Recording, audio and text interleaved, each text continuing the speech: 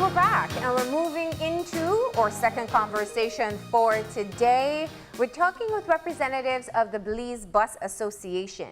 And joining us on set, we have Ewart Metzgen, who is the secretary of the Belize Bus Association, and Daren Stuart, who is the advisor and board member for the association as well. Good morning and welcome. Good morning. All right, gentlemen, before we dive into some of the developments that have been taking place and your concerns, let us understand just the association itself, who are the members and who it represents, and how long it's been in formation. Whoever. The Bus Association has been in existence for about 15, 20 years. Mm-hmm. However, it has been dormant for a little while. Yes. And non-functional.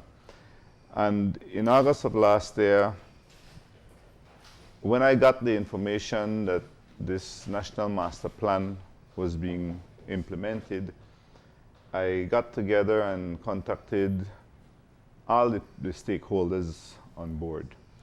And we re-energized the association. Mm-hmm. The Belize Bus Association is a registered association, recognized, as a matter of fact, the only recognized association by the National Transport Department, right? So if anybody else was to come under any other umbrella, they would have been there struggling to try and get going. Because the National Master Plan is expecting so much of the bus industry in Belize, we felt the need that we had to move up the game to get to the standard that they are requiring. So let's be clear. Which bus line do you each represent? Each major bus line is represented in this association. Yes, we have approximately 87% of the entire buses in this country under the umbrella of the Belize Bus Association. And we might look at it and see that there's probably only 30 or 35 members on board. But each members, I'll give you an example, like the James Bus Company, for example. If we would say it is James Bus Company, when you look at James Bus, they don't have one bus, they have an entire big fleet. Yeah, so that of itself controls a mass number of the buses in the south. Then we have the Tillit Brothers, we have the Valencias, we have a lot of other Shaw's bus service, and a lot of those little bus companies that amalgamate together to form this one association. So we are not in any way stumbling around trying to get things together. We have things together. I asked that question because it is important to understand who you represent. We've seen many times before where associations revitalize themselves when there's a challenge, and they're not always representing the total bodies. We're joined at this time by the president of the Belize Bus Association, Andy Shaw. Good morning. Good morning. Good morning. Good morning, Belize. Good morning, radio listeners. President, I'm Thomas Shaw, president of the Belize Bus Association. Okay. So, the reason for the rejuvenation of the Belize Bus Association is because you are having concerns with the master plan, the National Transport Plan, that is currently being put together by the Ministry of Transport and to be implemented. The European Union. Funded by the European Union, yes. So let me hear where your concerns are. One of our major concerns, well, I'll start this way. Most of our operators, we're being asked to upgrade our fleet to coach buses. We have no problem doing so, but those come at a cost. The cost of maintenance, all that doubles when you go from where we are now to there. What are coach buses? Those big MCI buses that you see they use for the tour operators use. Gotcha. The individual seats. The one that have buses the like that, individual air-conditioned buses, Okay. those are the standards they want us to reach. The operators have no problem getting up to that standard.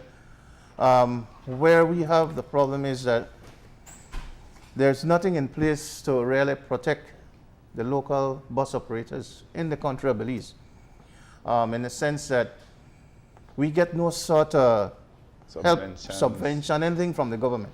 Everything you see the operators do in this country is done from their pockets, or they go to a bank, mortgage their homes to get things done. All we're saying, all right, we could reach that level. The government needs to start setting things in place to protect us, like getting laws in place where the Belizean operators will be first. We have a lot of foreign buses coming in our country. The first thing they'll say that we've signed on to different protocols, but we as Belizean bus operators, we are not benefiting from those protocols. The Guatemalans, they traverse in and out of our country freely, doing as they please. As a matter of fact, when they reach the Benquebora, they take off the Guatemalan license plate, put on a Belizean license plate. These are things that happen, people see it. The department will say they travel with a manifest. Yeah, they travel with a manifest. But you see them loading passengers. You're talking about the tour buses that go from Guatemala to Belize to No, Mexico? these buses come into Belize. They go to the Mayan ruins and stuff in Belize. They pick up, they stop at, like in San Ignacio, Hoodies. There are several places where these buses stop and pick up people to take into to Mexico, where that shouldn't happen. It's the local operators that are supposed to be benefiting from that, and we're not. Here's a legitimate question to ask. Why would the Bus Owners Association, the Belize Bus Association, rely on the government for this kind of help when the government is only responsible for the framework to be put in place? Okay. This is being driven by a private interest. Okay, that's a good question. This is the reason why we have actually rejuvenated, and actually we're trying to educate our bus operators and trying to get everybody on board, because the first thing is that sometimes we go to the Department of Transport and make a complaint, but if we have an association and if we're all grown-ups, operators should understand that there's certain protocols and laws that are put in place, and this is the reason why we are actually trying to get everybody on board. And instead of the operators, the government telling us what to do, we should be telling the government, well, this is what the association is doing. And this is one of our main concerns right now for those that are listening. We need you guys to come on board.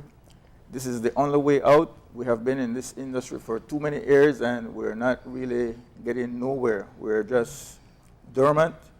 And the only way for us to get on board is for us to be united and come together as one, but we can provide a better service here in Belize. Gentlemen, before we go any further in this conversation, allow me the opportunity to build a cut here. Okay. One of the things I am sure that viewers who even have the opportunity to watch the show right now are saying, listen, for the bus companies to be talking about standards or fighting standards being put in place when they have concerns about almost every aspect of professionalism when it comes to public transportation is almost a slap in the face to the consumers who have to rely on the public transportation system. How do you even begin to get the sympathy of these people who say, listen, if the bus not broke down, if they're not speeding, if the drivers who have to deal with the buses, the list of complaints can go on and on and on. I very much appreciate you highlighting that for us. And it is part of the reason why we wanted to be here this morning, so we can sensitize the viewing public out there, and one will tell another out there eventually, and the message will get across. A few months ago, I took a video of the condition of the streets that my personal bus has to be traversing on. And I have the video there. If I had uploaded earlier for you, I could have showed you the quality and condition of the streets that I have to be traveling through. And With God's grace, I am proud to say that the particular bus I have has been going for 4.5 years with minimal interruption. I have surplus extra seats home to keep the interior of my bus as best as possible. And we continue to do these kind of things to keep the standard in the bus as best possible. Some of the viewers out there might look at me and right now be cringing and say, look at that miserable old man on the show right now. But the reality of it is that when I would look at my passengers and say, please don't let your child stand on the seats. Please don't damage the seats. Please don't do this. Please don't do that. It is for their comfort. It is for their benefit. But when we are here doing our part, doing our best to try and maintain a nice, good, comfortable, safe ride for you. Here we have the commuters out there. They are up in arms because they need to find whatever the price may be. Just recently we had a little price adjustment, right? And a lot of bus operators is not adhering to the price adjustment because of the unfair competition. Now let me say this to you with all honesty. The price of fuel as it is right now, diesel is what we mostly burn, is $9.97 per gallon. These buses out there, while in service, give you the most, sometimes 7 miles per gallon, right? And we're not going to go into the extreme detail of the cost of 6 tires on the ground, insurance, license, wear and tear, oil change, all these that factor into the cost of operation. But if we do it for you and show you the big picture out there, then even GST would want to give us some of your money, some of your return.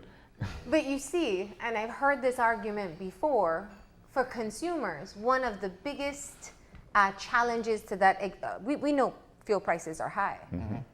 But when fuel prices go low, there's not a dip in prices either. Look at it this way. Since this price hike, I said 2 years ago, the little raise that we got. Before then, it was 20-something years that the bus operators had been charging the same price. And for that 20 other years, the diesel prices went from, I could remember, $5. diesel at $4.55 a gallon. All the way It up used to be one of the most affordable fuels. Yes, and up to one time, a couple years ago, diesel went to as much, I think, was $11.15. At that time, we didn't get any price hike. The operators took that. You had to absorb that. We had to absorb that. And we still continue to do that. If you look at it, I'm a bus owner myself. I have the bus with probably one of the smallest engines that operate out there. It's a 5.9 liter diesel Cummins engine. Standard, but a lot of operators use that because it's a little bit more fuel efficient. I travel from Belize City to the northern border 5-6 days out of the week. And I burn 32 gallons of diesel per day.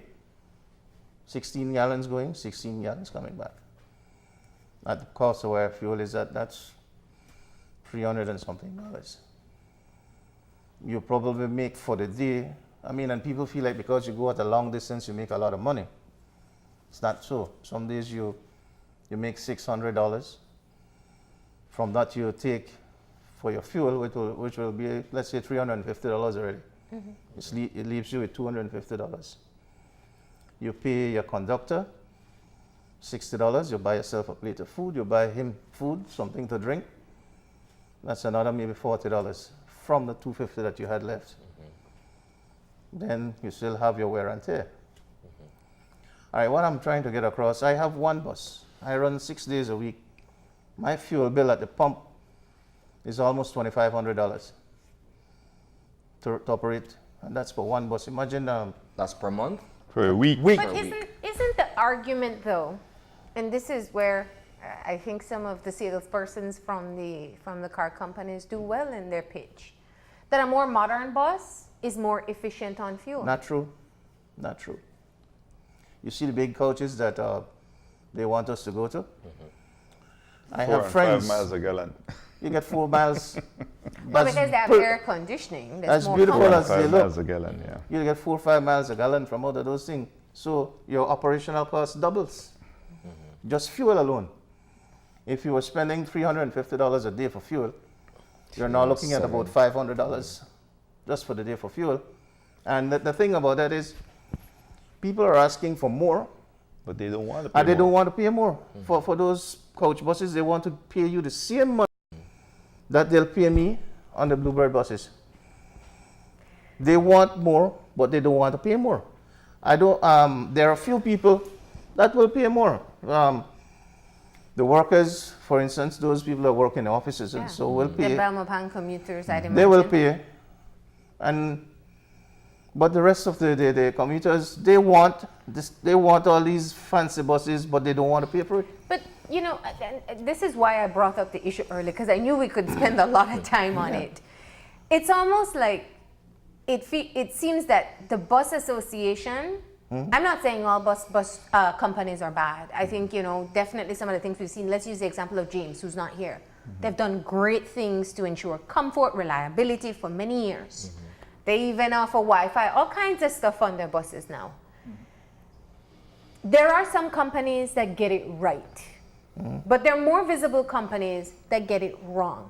So my question to you is, now that it's less than a year, it's a couple months that the association has really gotten back on its feet.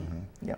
Why not work in-house first? Why not clean up your own house first and get people online to do what they're supposed to do? That's basically what Leaving we're on doing. time, making sure that they adhere to the traffic laws.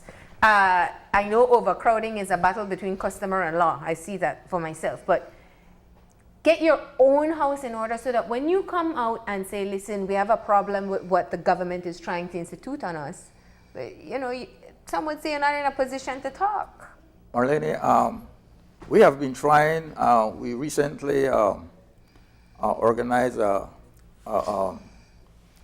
disciplinary board on our committee or association, because there's a lot of things happening. I'm not going to sit here and say that our operators are doing the right thing, but we are in the position, we're on the road every single day, and we should be helping the government to regulate. So when if you are part of our association, we're asking you, if you stop, pull off the road, do not stop on the pedestrian ramps.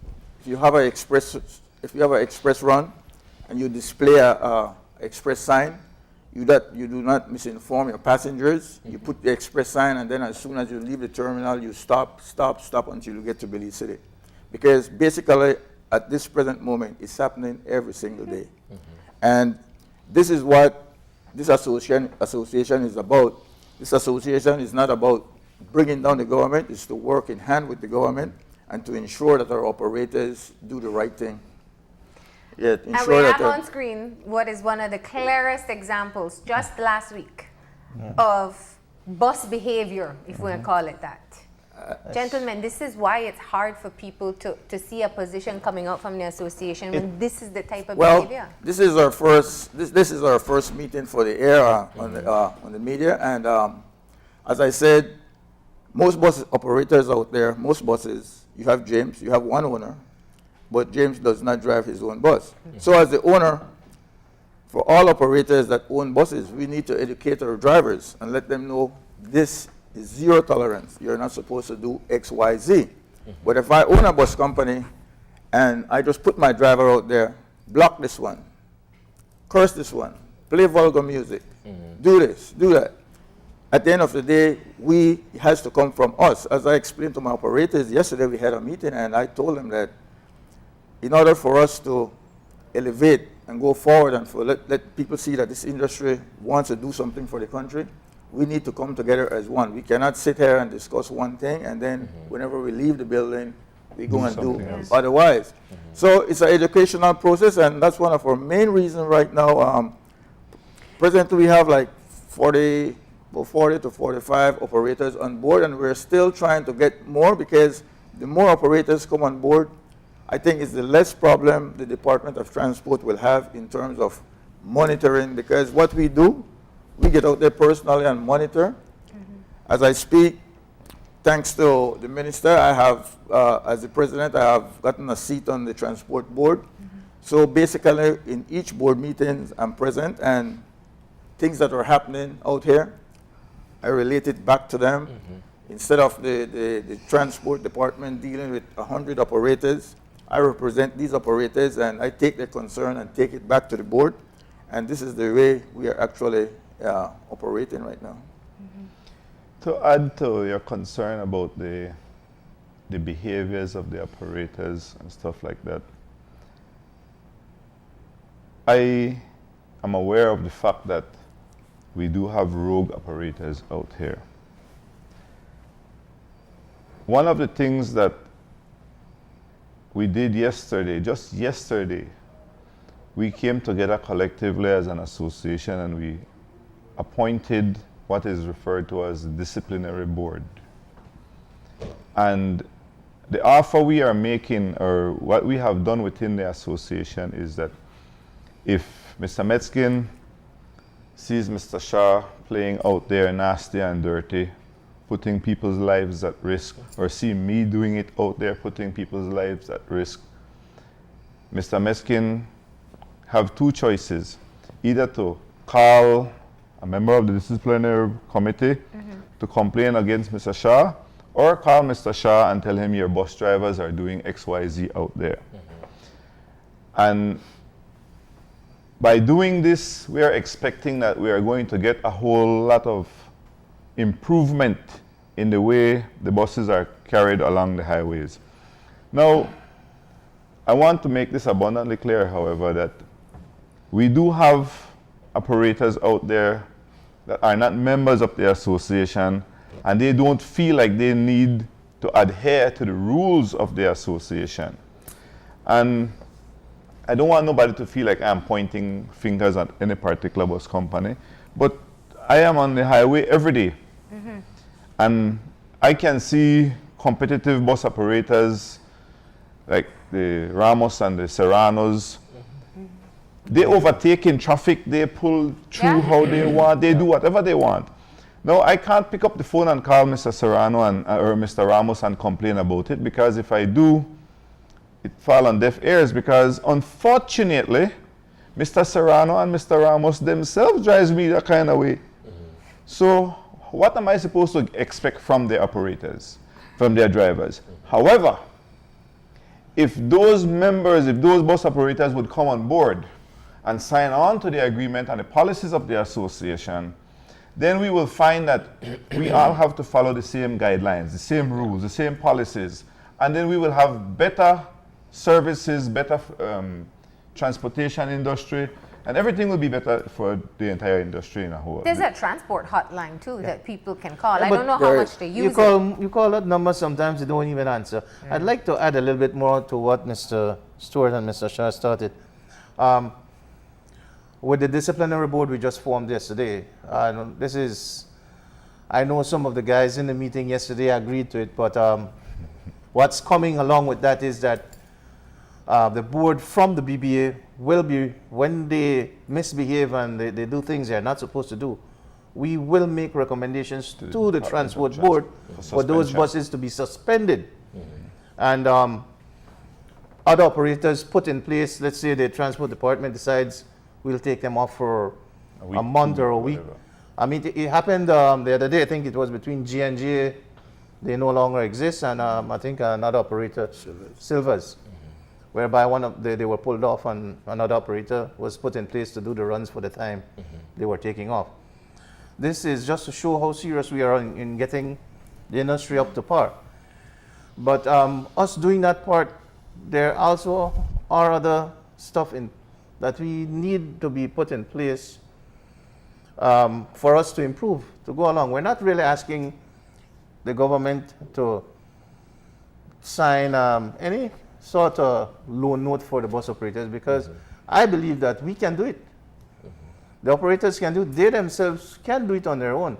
All we want is for the guidelines to be put in place so that we are protected, and these You foreign want to buses. make an investment knowing that you will Yes, be able to to gain pay it back. back. And in a sense, our road service permits right now, the term is for 2 years. The master plan has it set up, I think it's going to be 5 and 10 years, 10 years. 8 years. or 8 years, something like that. Something like that will help us as operators going to the bank, borrowing money, because as is right now, We can't take a you road can't service take a permit to road the service permit for 2 years, go to the bank. There's no guarantee. No. Yeah. You can't pay back for a bus in 2 years. bank. And even the buses they want us to get now, second hand, one of those buses Right. 100,000. is $100,000 Belize dollars. Can I ask you a question? Sure. Do you want to see the type of improvement that is described in the master plan for your customers? Of Yes, we all want to, but it has to be done in a way. I'll stick a pin and I'll go back to 2006.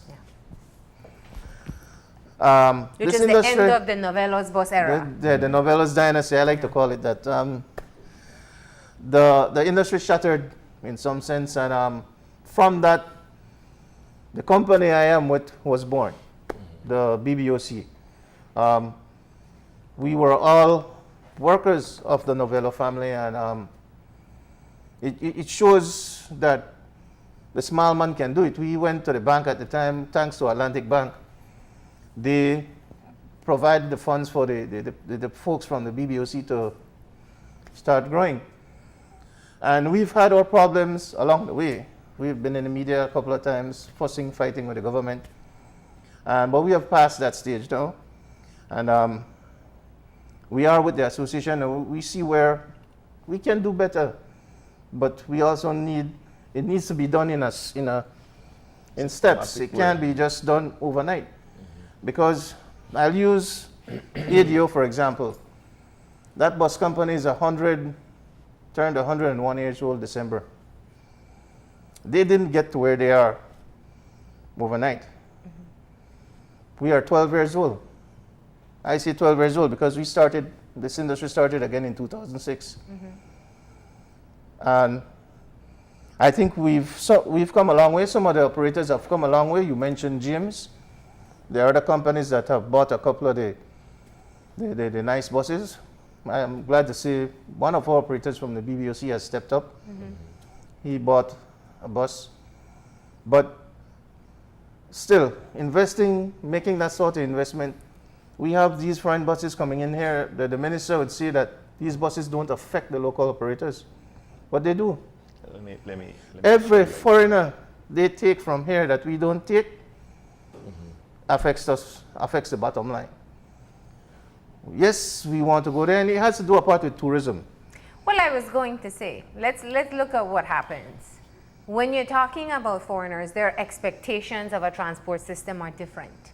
Unfortunately, what we see in Belize, and I will use it the way any bus user would say, there seems to be lesser quality imposed on Belizeans versus what is imposed on a foreigner.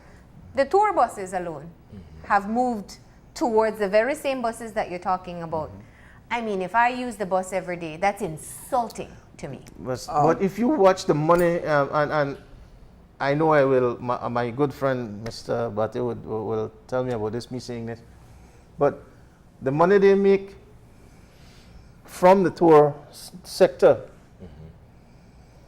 is much more than what, you can't compare the two. It's apples and oranges. Yeah, you can't compare them.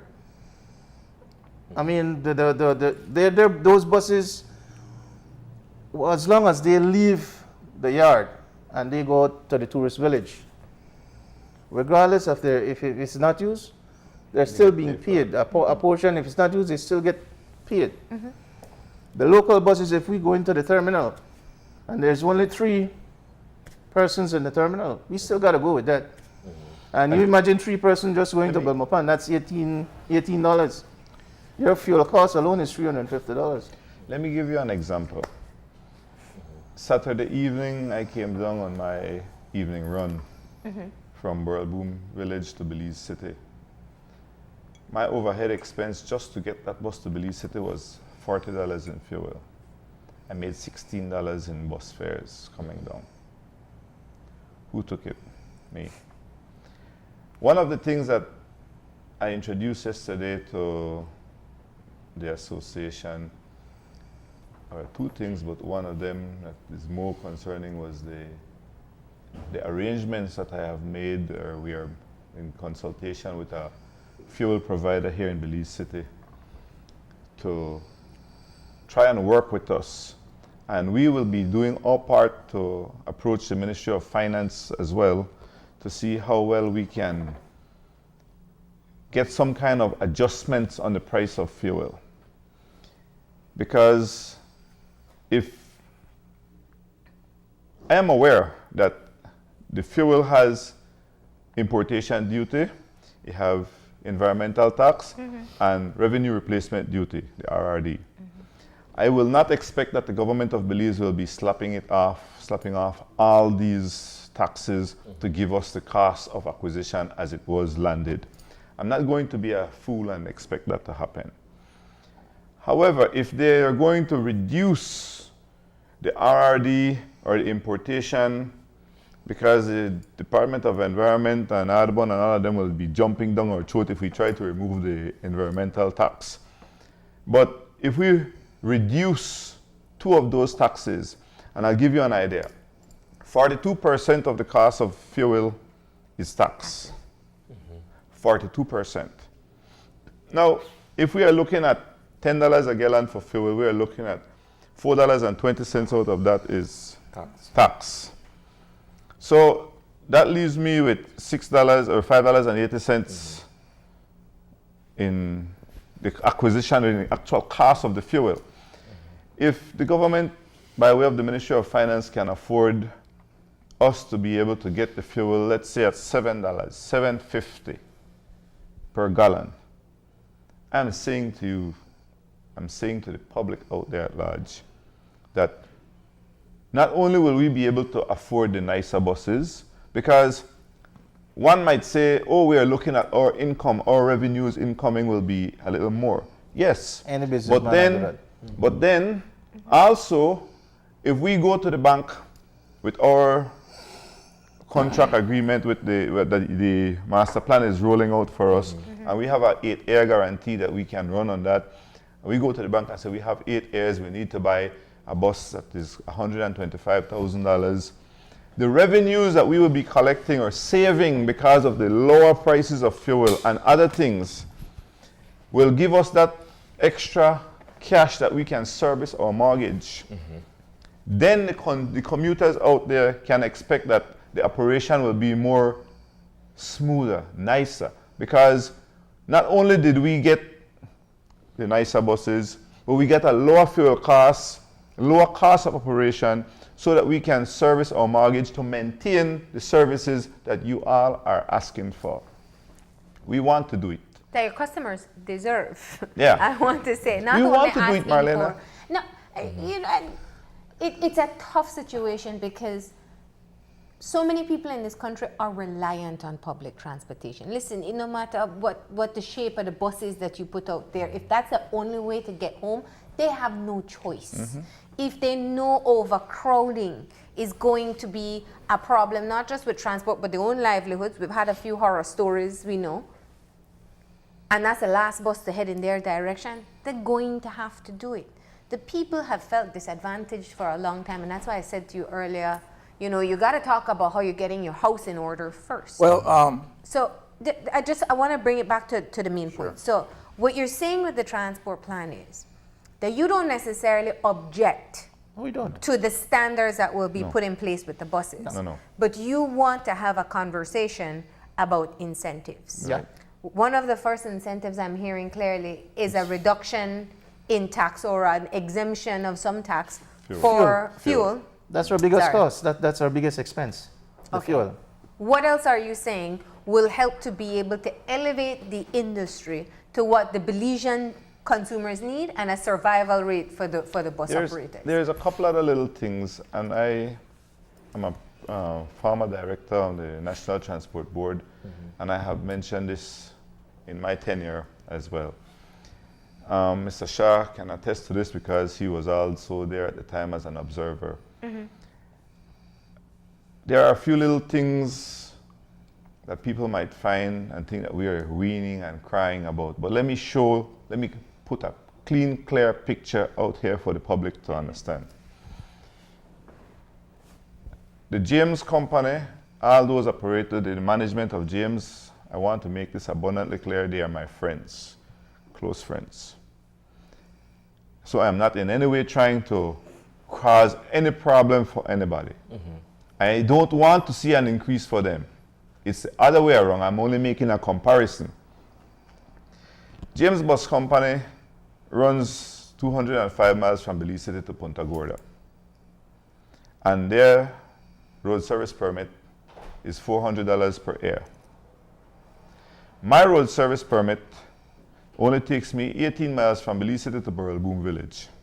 And it is $400 a year. I know. It's not equitable. Get my picture? But wouldn't the So- argument be the number of users that James will have will be significantly less than the number of users that you I would beg to have? differ. If you look, I just explained to you just now, I had $16 on my commute from Belize City to Boom Saturday evening, from Boom to Belize City Saturday evening. On average for the Southern run, they're in the neighborhood of $600-700 per trip. Right? They might be using $350 fuel, so they have the difference. I hope they don't think I'm trying to put their business on the road. But for me, it's different. When my bus leaves Burrell Boom this morning coming to Belize City, if I make $100 to Belize City, that's a lot. But I still have to find $40-45 out of that. And I have drivers and conductor to pay as well. Right? So where is the balance in it?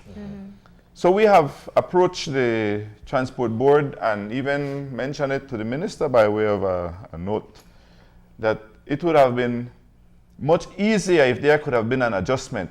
And we even discussed it, I think it was by miles, we were discussing it, Mr. Shah. Right. By miles, if a person travel X amount of miles, there is different bracket for different miles that you charge for the permit. I was just going to ask, what is the formula for the Right? road service permit? So that we It's across the board. It's across the board. If you get a permit to run from here to Halover Bridge and that's your permit, you pay $400 a year. But if you pay from here to Santa Elena border, it's still $400 a year. It's unfair. Yeah. So some of these little things can be Okay. trashed out to make it a little more equitable for the operators so that we can offer better service. A dollar save is a dollar gain. The next thing to guarantee our operators, the one that are presently operating, is that to each time we have meetings, I bring it up at the board level that if you want an operator to improve, it's we have to reduce the number of permits that are being issued out there. Because the thing is that if you go to the bank, you borrow based on your income, and I'm operating and 5 years and I'm doing a 7 o'clock run, and Mr. John come and they give them man a run 15 minutes ahead of my bus.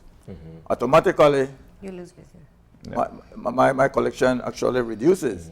And this is one of the problems that we have been facing here in the industry, that when the consultants came in and they did this master plan, the first thing they told us that there are too many players out there. Gotta weed out some. We're only actually operating at 45 to 50%. Nobody out there is actually operating at 100 or 90%. And in order for us to really get on top, we need to stop issuing permits. The existing operators, if there is a run needed, I think the transport board need to, I know everybody has to eat, as what the minister said, everybody has to eat. But as I said, to get development, everybody can't do the same thing. We have to diversify. And Would you suggest then perhaps a moratorium? on the issue? There's one in place since March but last year. it's not being adhered to. yeah, Who's gotten a permit since then? Hi, lot. man. Since the Go ahead. moratorium? About how many? A lot. A lot. Just yesterday, we were trashing out among ourselves with some of the players.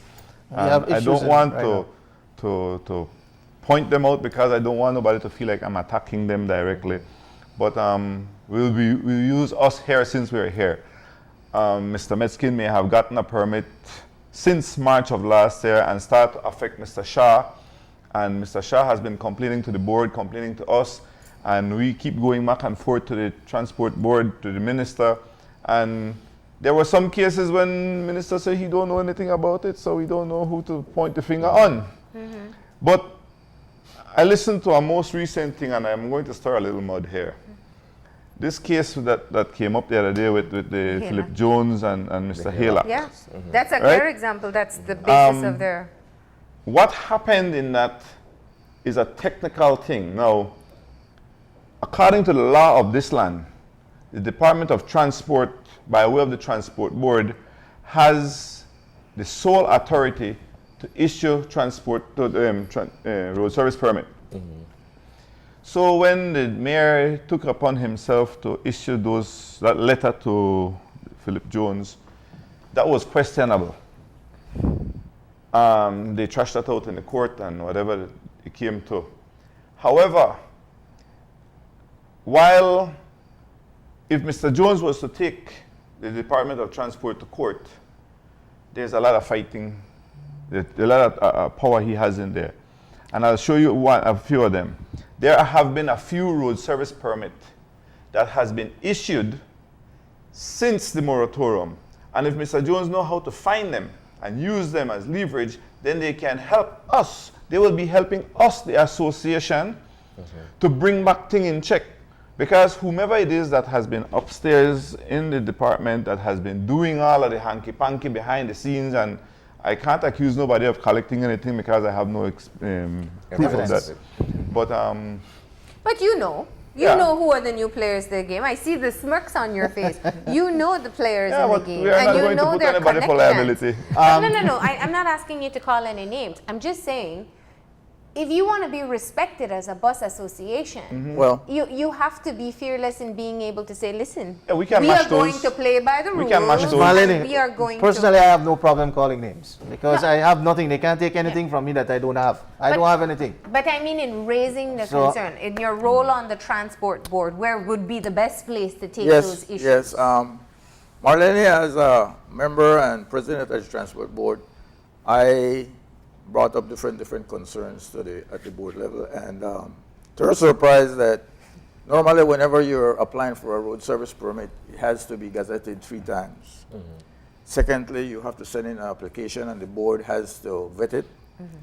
And you go out there, you do your due diligence, and if it's not going to affect no operator, then the board then proceed as to grant you that permit. And we have permits out there right now that didn't go to the board.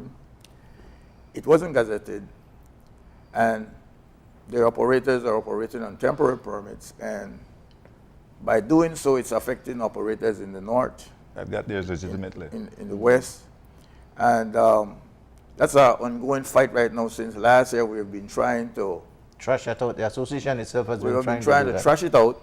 We don't want to take it to another level, and this is one of the main things that we just spoke about. That in order for us to upgrade, we need to stop doing things like this, because there's no way you could be operating Marlene, and I mean, first of all, the people always comes first. That's the way the association look at it. And we are not going to leave the commuters out there stranded. But the first thing is you go out there, do a head count, and see if is this bus really needed. But anybody comes, gets a permit, and it gets to the point where the industry gets so saturated that nobody makes money. And this has to stop. This is one of our major concern right now. Let me give you a dollars and cents look at it. I like to use this example because it shares a clear picture of how it is. Let's say, for discussion's sake, Mr. Metzgen started a run at a particular time, and when that run started, Mr. Metzgen was traveling from his point of origin with 80% capacity. Mr. Shah, on the other hand, noticed that what Mr. Metzgen did do good. I need to get and running at this, and a piece of this pie. So Mr. Shah has his political connection, and he calls up the minister, and he goes behind the scenes and pull off a little thing and jerk Mr. Metzgen in a knee. So now, Mr. Metzgen not getting 80% anymore, but 40%. Then somebody else had already had the same idea and looking at the bus with 80%, and he himself gone behind and get another permit. So if you were taking 60 people initially, you shared it with Mr. Shah, you're taking 30. Another person coming now, you're taking 20 each. Your cost of operation is not taking you anywhere anymore. But unfortunately, and I hope the minister don't think I'm attacking him personally, I just hope that he's understanding what we're trying to say, right?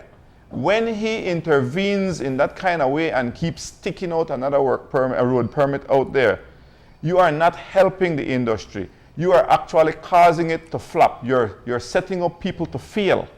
Because Mr. Metzgen can't now meet his obligations, Mr. Shah can't meet his obligation, and then you set me up to go out there and do it, and then I can't meet my obligation. You didn't know if I mortgaged my house and lot or if I had capital to buy my bus. Because the bank didn't give us any loan, right? So by doing it that way, and most of the time, unfortunately, you will see a little note come and say, I ask you for your support on this, or I ask you if I recommend that you give this one that run. It is for some political mileage. That, like Mr. Shah said earlier, everybody needs to eat. So let me ask you, now that, and this is my final question, now that the Bus Association is up and going, where will you take this plea? And also, what can be the expectation of the bus industry now that you are formalizing as well? The first thing is, as I said, we need to get our act together.